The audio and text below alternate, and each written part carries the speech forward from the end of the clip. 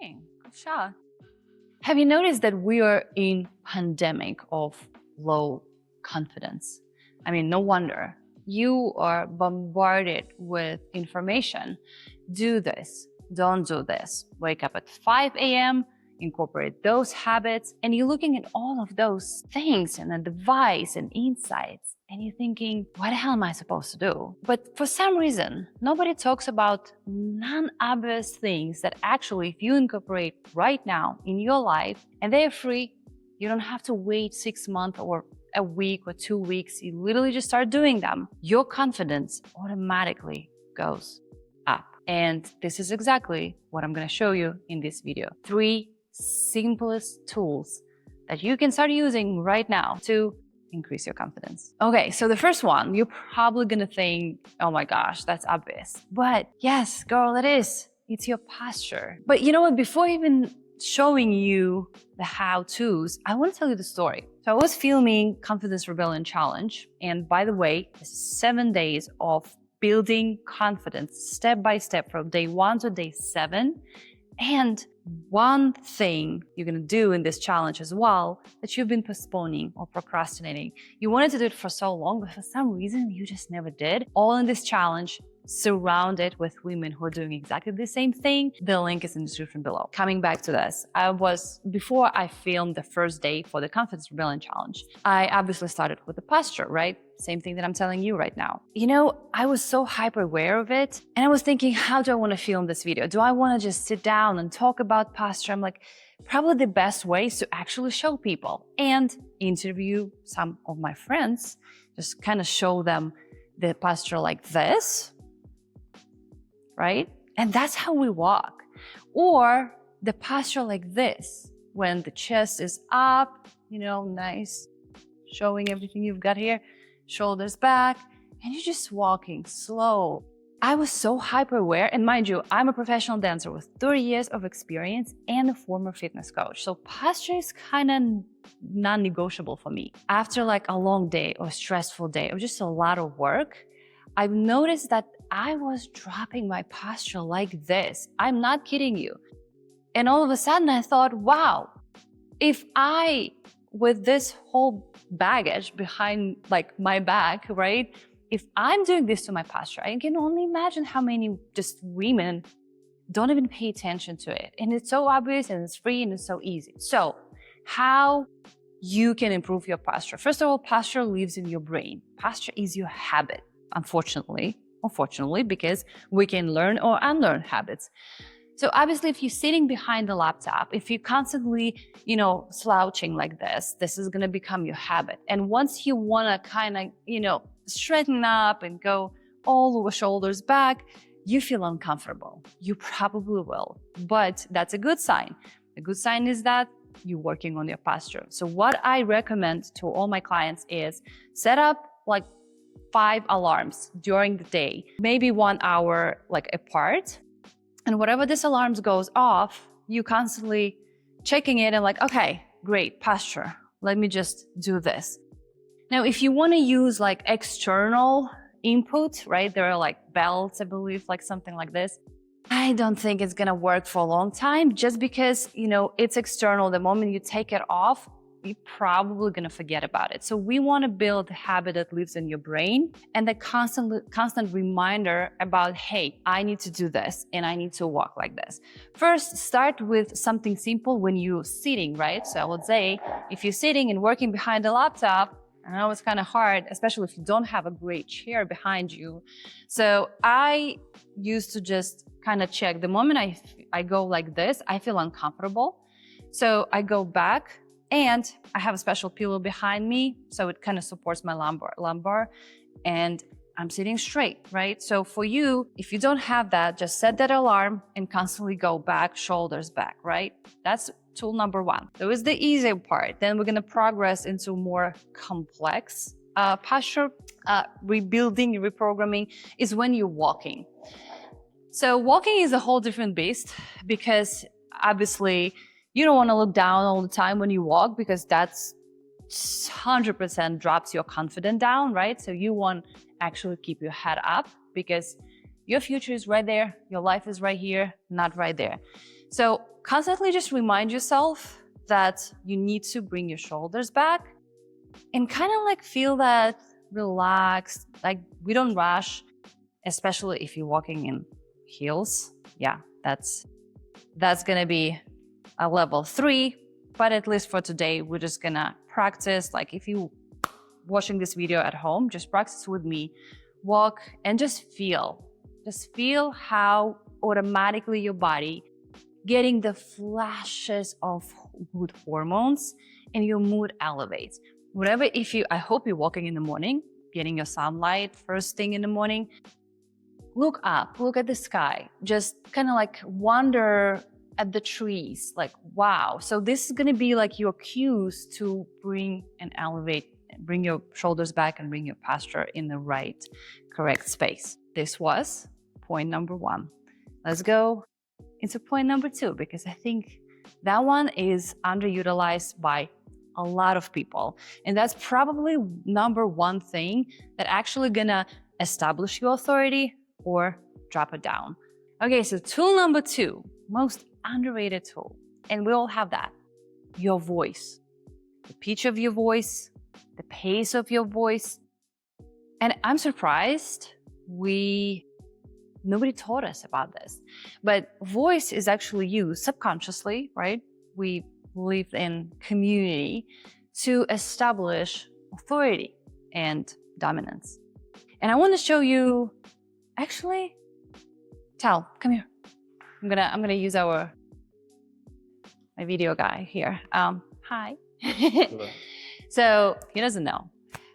I want to show you something, and I want you to tell me, what do you feel about the person? Hi, how are you? How was your day today? I have something to ask you. Would it be possible if, oh my God. Sorry, that's all I can come up with. So that's the first option, right? The second one is something like, hi, Tal, how are you today? Pretty good. Good, your response. How's your day going so far? Going pretty smooth. It's pretty normal though. Okay, what was exciting about it? Just getting up and doing the same thing again. I love it. Stability, you know? What can you tell about the first person with like a high pitch and also like trying to kind of like spit out the words so you don't interrupt her? Yeah. And the second one? The first person was a lot harder to respond to. They just seemed like they were throwing it all at me at once. Mm-hmm. And I was kind of confused, as in like, it already seems like they're in a state of being concerned or being overwhelmed. Yeah. And that's a lot harder to talk to. Yeah, 100%. What about the second one? The second one seemed a lot more confident, a lot more reputable, Mm-hmm. and a lot more to the point and being able to understand it. Yeah. And so have you noticed that I used pauses, right? Like I paused, I didn't go into like, hi, how are you? Like, cause you can also have a low like pitch, right? But still go super fast. But if you if you pause your speech, if you basically, I think you can give us some cool tips, right? About the breathing through your abdomen and like lower your shoulders. Yeah, 100%. So when I was in broadcasting, everybody would get camera shot, of course. I mean, you're going in front of thousands of people locally. Yeah. There's a good chance that, especially since I was in a small town, they know who you are.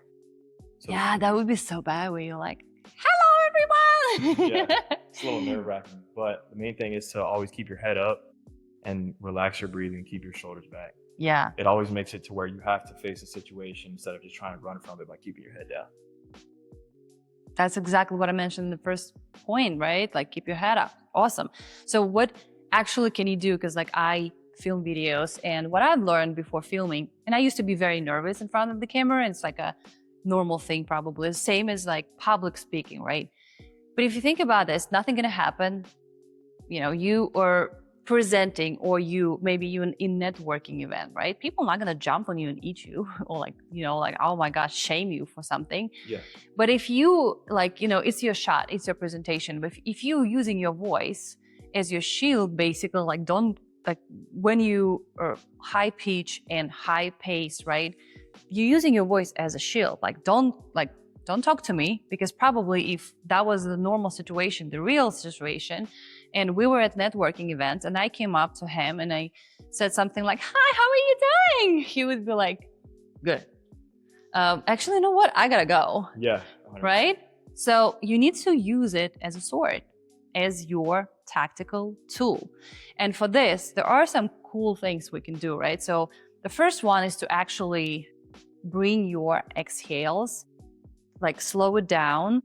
You can put your hands on your abdomen. I used to do this when I was like running workshops. My first workshop in Brooklyn, I was so nervous. I was presenting in front of like fitness coaches and nutritionists. I was talking about like, how to coach their clients basically.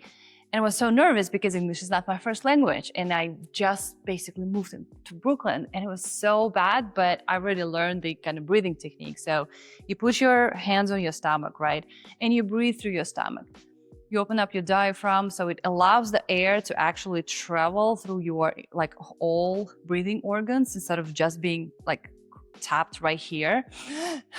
That's shoulder breathing, right? When you're like anxious, you tend to, that's why you bring your shoulders down, because when you're breathing in your shoulders, you're anxious, you tend to bring it up. So you're not using your abdomen, you're using only half of the diaphragm right here, and you're only breathing through your chest.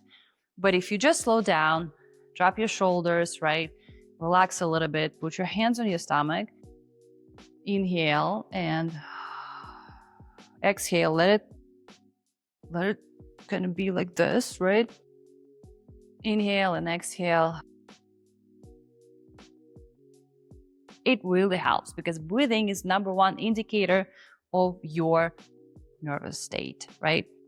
The central nervous system breathing sends the signal to your central nervous system whether we got good or we should run and scream, right? That's the #1 thing. The second thing I already mentioned is try to, instead of trying to just like bombard person with like your, words and whatever you want to say just to kind of get it out of you before they interrupt you, just slow down. Slow down your, whatever you like, you're talking, you're presenting, you're in networking events. The normal pauses actually establish that authority, right? And the third thing that I actually used for myself when I was teaching breathing classes back in South Carolina, I was so nervous because it was something new. I just learned it. And I had amazing turnout at that event. It was like 20 people. And I was basically driving and thinking, I just should text and say like, I'm not feeling good. I was so nervous and so anxious. And I was driving and breathing and doing all the stuff and nothing was working at that moment because I was already like, right there, like in fight flight mode. And all of a sudden I had that thought, and you can steal it right now. I told myself that this is not about you, Julia. This is about them. You are going to deliver them the information that's gonna potentially improve their lives, right? Like the breathing, the pain, it all connected, their body is all connected.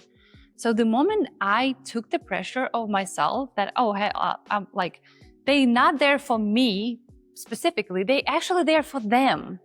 So my role is just to deliver that information, and they don't care if I make mistakes or I, stop and forget something.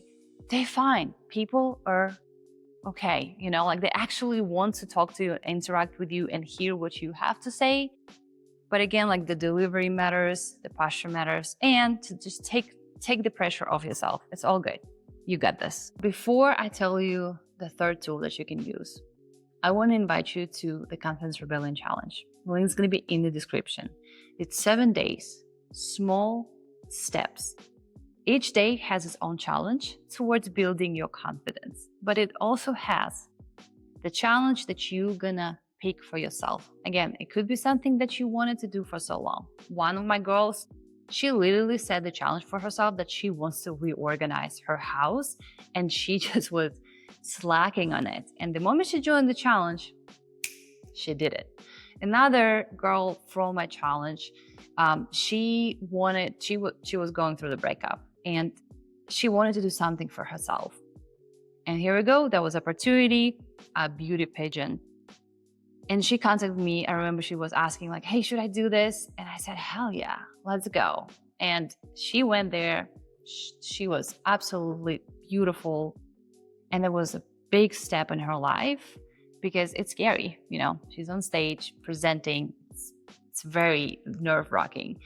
So this challenge is designed for you to not only build your confidence, but also prove to your brain and get that evidence that you can do hard things if you have the community, you have the prompts there. Like I have two workbooks with a ton of prompts for you, have mantras every day. So every day you're just going to be building that muscle, like proof for yourself that you got this. And on that note, tool number 3. So this one has nothing to do with physical body or your voice. It's actually a psychological trick. So scientific data shows that when we setting goals and we refer to ourselves in third person, we actually tend to achieve those goals with a higher success rate, which means let's just steal this and use it for confidence. So wherever you are facing a challenging situation, wherever you are doubting yourself, wherever you are in crossroads and you're trying to decide this or that, right? Maybe you're shopping and you don't know what color to get. Just say, girl, you got this. Actually, you know what? Let's just practice right now. How about you right now with me? Say it out loud. You got this. You can also say your name. So I'm Julia, and I would say, Julia, you got this. And one thing here, I want you to actually pause. And when you say it, see what you feel in your body. How does your body respond? For me, it's always, I have that extra power. I have this almost like, I don't know, like I'm a superhero right now and I got this, right? So to recap, we have our posture, we have our voice, and we have, you got this. This is it. Leave your comments down below. Join the Confidence Rebellion Challenge. It's only $37. Girl, you are not going to regret that. And there is a huge community of women who are going through this challenge already. They accomplished this challenge, and we're just supporting ourselves. It's a beautiful, beautiful container. Thank you so much. If you have any questions, leave them in comments below, and I'll see you in the next one. Mwah.